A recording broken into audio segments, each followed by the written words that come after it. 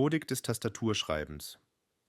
Vielleicht haben Sie selbst auch in der Schule Tastaturschreiben gelernt, womöglich noch mit einer mechanischen oder elektrischen Schreibmaschine, vielleicht mit einem Buch als Lehrwerk mit Abschreibungen oder wenn Sie jünger sind, möglicherweise auch mit einer Textverarbeitung oder einem speziellen Lernprogramm wie Typewriter. Wie wir gesehen haben, geht es um die Automatisierung von Reizreaktionsketten. Optische und akustische Reize sollen bestimmte Fingerbewegungen auslösen. Schülerinnen und Schüler sollten nun dazu motiviert werden, diese Reaktionsketten aufzubauen. Faktoren, die den Lernaufwand minimieren. Langsames, stressfreies Einüben.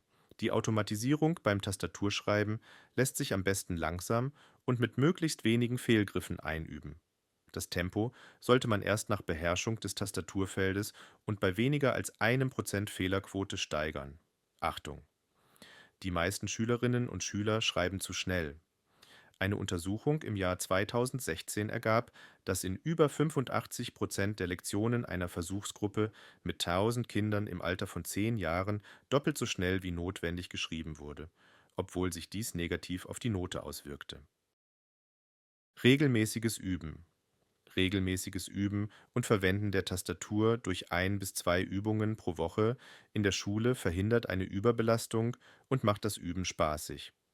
Eine wöchentlich wiederkehrende Rhythmisierung und direkte Anwendung ermöglicht einen guten Lernfortschritt. Manche Kinder üben auch gerne in Ruhe zu Hause freiwillig weiter. Motivation: Ich weiß, wozu ich Tastaturschreiben lerne. Wenn Kinder wissen, wozu sie etwas lernen, lernen sie lieber und leichter. Lehrpersonen zeigen auf, in welchen Berufen Tastaturschreiben verwendet wird, zum Beispiel durch Exkursionen in die Polizeiwache, Berufe der Eltern, Berufe in Büchern oder Traumberufe.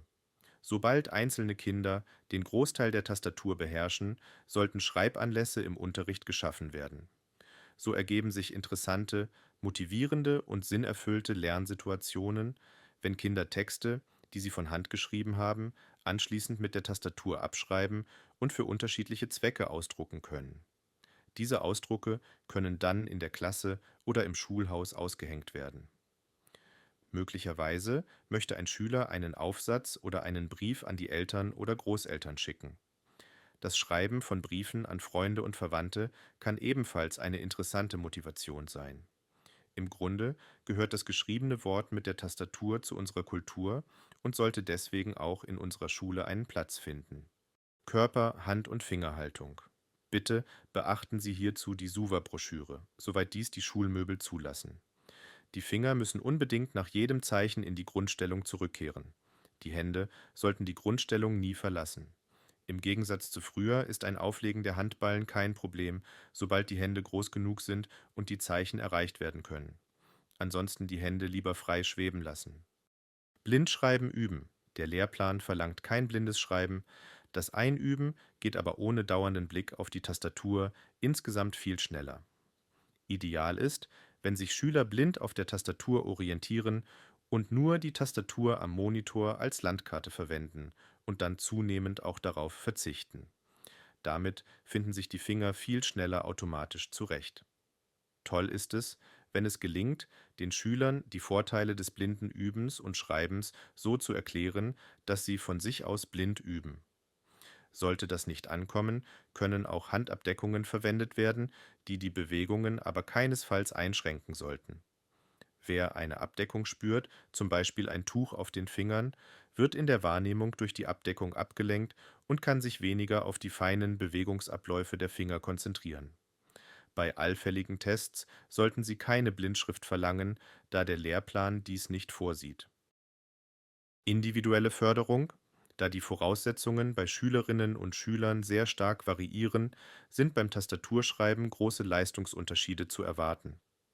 Diese können aufgefangen werden, indem die Schülerinnen und Schüler die Übungen in einem individuellen Tempo durchführen und zusätzliche Übungsformate bereitgestellt werden. In anderen Fachbereichen, in denen der Computer als Arbeitsinstrument eingesetzt wird, soll zudem auf das korrekte Schreiben auf der Tastatur geachtet werden. Dadurch können Tempo und Sicherheit laufend erhöht werden. Empfohlener Einsatz von Typewriter. In der fünften Primaklasse wird mit der Einführung ins Tastaturschreiben und dem systematischen Üben anhand der Typewriter-Lektionen begonnen. Leistungsstarke Klassen können aber auch schon früher mit der Einführung beginnen. Jedenfalls sollten alle Kinder der fünften Klasse mindestens die Lektion 25 erreichen. Am Ende der sechsten Klasse sollten alle Schülerinnen und Schüler bei der Lektion 60 angekommen sein. Damit beherrschen sie sämtliche Buchstaben und die wichtigsten Sonderzeichen auf der Tastatur. Ab der Lektion 60 geht es um eine weitere Automatisierung des Tastaturschreibens bei Steigerung der Geschwindigkeit durch regelmäßige Anwendung sowie bei Bedarf weiterhin systematisches Üben mit dem Lernprogramm. Während die langsameren Kinder die Lektion 60 erreichen, werden die meisten Lernenden bereits deutlich höhere Lektionen erreichen und können ihre individuellen Schreibleistungen deutlich verbessern.